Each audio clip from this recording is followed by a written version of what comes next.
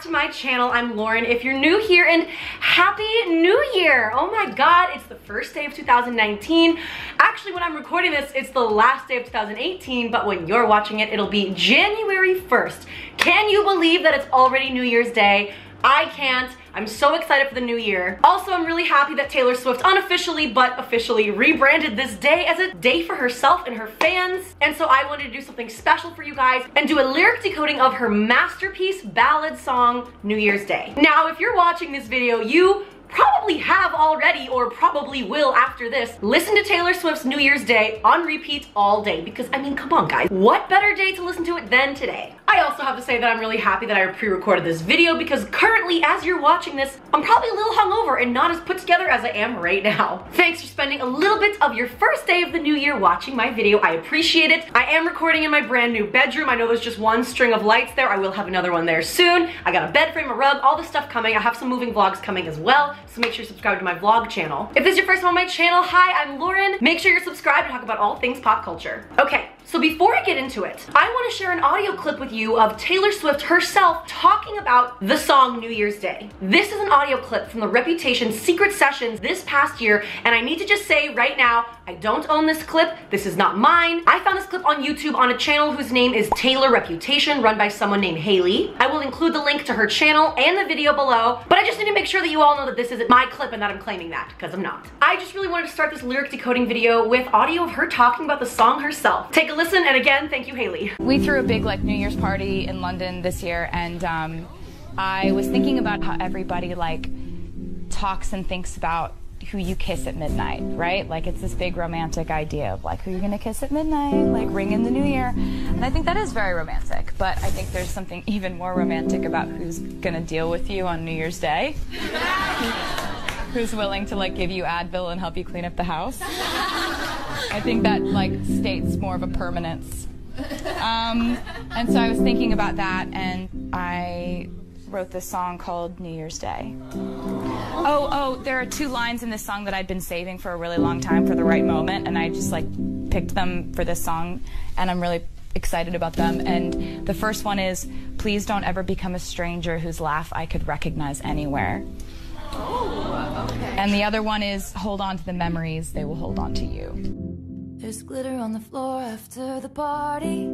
Ah, amazing. I love hearing that. I would still love to go to a Secret Sessions one day. My fingers are crossed. A girl can dream, right? Okay, let's get into the decoding and start with the lyrics. There's glitter on the floor after the party. Girls carrying their shoes down in the lobby. Ugh, this song is amazing. You can already imagine how hard it is to speak these lyrics when I really just want to sing them, but I won't subject you to that. This song really paints a very detailed picture. In the audio recording I just showed you, she talks about how she threw a New Year's Eve party in London. And when she says that reminds me of her music video for Endgame, where she has that New Year's Eve countdown scene in a hotel, and it's labeled London. Coincidence? Not at all. In the Endgame music video, we see the portion of the party when it's the last 10 seconds before the countdown when the ball drops. It looks like they're having a party in a hotel, so I think that that's the scene that they're recreating. So the first lyrics of the song take us to New Year's Day. The morning of, actually, because it looks like this party was in a hotel, and girls who slept over are carrying their high heels down into the lobby, down into their taxis and Ubers, because you're not gonna put those things on the morning after when you've been wearing them all night. Nope. Relatable. And I love that she celebrates New Year's with exploding glitter, because that's just the best way to do it. Also, real talk, good thing that she's doing it in a hotel, because glitter is the hardest thing to get out of carpets. That would suck. Candle wax and Polaroids on the hardwood floor. You and me from the night before, but oh, I'm gonna say after every single line, I just love this song. So we all know that Taylor Swift is a big Polaroid person, right? I mean, her Reputation magazine is full of her personal Polaroids that she chose to share with us. She's got her own Fujifilm Polaroid camera. Yeah, safe to say we all know that she loves her Polaroids. Also, fun fact, if you were lucky enough to go to the rep room, you would have seen in the corner by her throne, yes, her throne, that there was a Polaroid camera sitting there for fans to come in and take pictures of themselves in the rep room. It was absolutely amazing. I only wish that my head was on straight when I was in the rep room so that I would remember to bring my Polaroids out with me. I didn't, but you know, when you're lining up to meet Taylor freaking Swift, your head's not on straight, and I will never see those Polaroids ever again, but it's okay. They exist somewhere in the world. So this whole first verse is about her remembering her night from before. And I love that even though she had a big party with a bunch of people, she ended the verse with you and me from the night before. Sounds like she's speaking to Joe in these lyrics and that they're hanging out in the morning, either in bed or in breakfast, just talking about the night before and remembering how much fun they had. Don't read the last page. But I stay when you're lost and I'm scared and you're turning away. I want your midnights, but I'll be cleaning up bottles with you on New Year's Day. She starts the chorus saying, don't read the last page, which is a beautiful line if you really think about it. When you're on the last page of a really good book and you don't want to read that last page, those last few paragraphs, you might even wait to read the last page just so this story can be alive a little bit longer. I feel like that's exactly what she's saying there. She doesn't want this night to end. She doesn't want this moment in her life to end. Been there. And then she says to whoever she's speaking to, Joe, that I will stay and I have stayed for you when you've felt lost and you didn't know where to turn. And I've even stuck around whenever you've turned away, whatever that means. That could mean maybe Joe having doubts about his career and personal problems, or that could also mean him having doubts about his relationship with Taylor. We don't know, but in this verse, it sounds like she's telling him that no matter what is going on, she'll always stay because she wants his midnights, because then that means she'll also have him the next day. Which, as we know, is what she finds even more romantic than a New Year's kiss. Which I totally agree with. Like Taylor said, there's always this drama leading up to New Year's Eve, when the ball drops and there's 10 seconds left and you're looking around and everyone's pairing up and you don't have anyone to kiss. Yeah, been there. I agree with her in that finding someone to spend the other 364 days with is more romantic in my mind. Someone to help you clean up the house, someone to help you dirty the house. All of it. I want it too, girl. Oh, you are so good at describing this feeling. You squeeze my hand 3 times in the back of the taxi. I can tell that it's gonna be a long road. This line. Probably one of my favorite lines in the entire song. This brings me to a random sweet memory of mine from my childhood, actually. So me and my mom are very close. She's my best friend. I love her so much, and when I was little, we used to do this little thing where we'd squeeze each other's hands, spelling out letters of the alphabet to make words or sentences or like secret messages to each other. I know, super random, but this line hits home for me in that way. And I think this line hits home for a lot of people, actually, including Jimmy Fallon. Back in November, Jimmy Fallon lost his mother. He was very close to her and he had to cancel an entire week of shows on The Tonight Show. The week that he came back, he paid her a tribute and talked about a sweet memory of his that he has from childhood. It's good to be back, guys. As some of you know, my mother Gloria passed away recently, and I canceled our shows last week to be with my family and make arrangements. She was the best audience. She was the one I was always trying to make laugh, and she was such a fan of the show and everything I did. When we were little, my mom would walk us to the store, me and my sister, and we would hold hands, you know. And she would squeeze my hand 3 times and say, I love you. And I would squeeze back, I love you too. And last week I was in the hospital and I grabbed her hand and I squeezed, I love you. And I just knew we were in trouble, you know. But I feel so grateful to be able to do this every single night, and I'm very appreciative of all the support from all of you that my family received over the past week. We're going to continue to work really hard to bring some light and some laughter into the world. Thank you for watching. Thank you for helping me and my family recover from this loss. Mom, I'll never stop trying to make you laugh. I love you. More to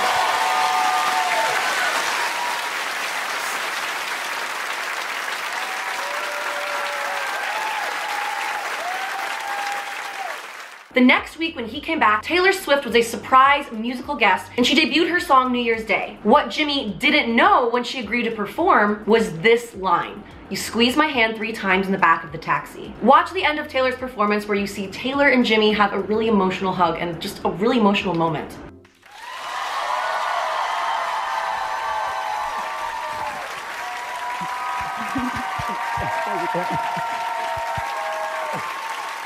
Taylor Swift! Oof, so powerful. I want to read you some tweets from the writer and producer of The Tonight Show. His name's Mike DeCenzo, and here's what he tweeted that night about this moment. A few words about tonight's show. It was our first show back after Jimmy's mom passed away. It was a really tough day for our whole staff. A lot of us knew his mom, Gloria, and she was the best. The best. She loved the show, she loved all of us, and most of all, she loved Jimmy. First, a quick word about Taylor Swift. She was not scheduled to do our show today, but we wanted something special for this first show back, so we asked her on a complete whim since she had been in town doing SNL. She said yes with zero hesitation. She sang New Year's Day. No one had heard it. Suddenly, she sings the line, squeeze my hand 3 times in the back of the taxi. I nearly gasped. Tears. I think everyone in the audience started sobbing. Ugh, I just got chills. I could see Jimmy silhouetted at his desk, dabbing his eyes with a tissue. We all lost it. It was a beautiful coincidence and a beautiful performance. Hold on to your memories, they will hold on to you, Taylor sang. That hug between Jimmy and Taylor after the song was 100% real emotion.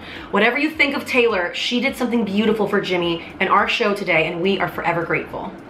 Wow, isn't that just like, oh my god, like pull at your heartstrings. I really just wanted to share that story with you really quickly in the midst of this decoding, because it's truly amazing how her lyrics can mean so many different things to so many different people. That one line hit home for me, hit home for Jimmy, and I'm sure it's hit home for a lot of you guys. If you have any similar stories or experiences, please, as always, comment down below. I love reading things like this. All right, back to decoding these lyrics. In this verse, I'm assuming she's talking about a memory of when they were both in the back of a taxi. Sounds like it might have just been a sweet, quiet moment between the two when he squeezed her hand. Maybe in that moment, she realized that this is the person that she wants to share all of her taxi rides with, and that it's going to be a long road for them. She can see it. Whether that long road refers to the road of life, or if that long road refers to all the negatives and speed bumps that come with Taylor Swift's superstardom, especially being in a romantic relationship. Whatever it is, I think we all get it, and we're just happy that this is the road that you're on, Taylor. I'll be there if you're the toast of the town, babe, or if you strike out and you're crawling home. Aw, these two lines make me very happy. This is how a true and loving relationship should be. I'll be there when you're succeeding in life and accomplishing incredible things, and I'll also be there when you fail in life or get disappointed by it, because that's just how life goes. I just love that she's saying you can succeed, you can fail, it doesn't matter, I will always be here, I'm staying. Don't read the last page, but I stay when it's hard or it's wrong or we're making mistakes. Like I was saying in the last verse, she's telling him that she's ready to be there for him through thick and thin, through good choices and bad choices, and even when things get tough. Because believe me, relationships are tough, especially trying to have a successful one. But the mindset that Taylor Swift is talking about right here is how to keep and find a successful, long-lasting relationship. You have to be willing to be there for them even when they're being difficult, even when they're wrong, and you know when they're wrong. You just have to be there for them because you know that it's worth it and you want to. It's all a part of it, and it's how you complement your partner in life. Hold on to the memories, they will hold on to you. Hold on to the memories, and I will hold on to you. Okay, this part of the song has like been my anthem for all of 2018. I might have used it for an Instagram caption or two. As you heard, she told us in the secret sessions that this was a particular lyric that she had written in the past and was waiting for the perfect song to put it into. And I love that she chose New Year's Day. God, could you imagine what Taylor Swift's iPhone notes look like? I'm sure it's full of gold and future lyrics and songs we don't even know about. I love this line because it truly reminds me that we really have to like cherish every single moment in life while we have it.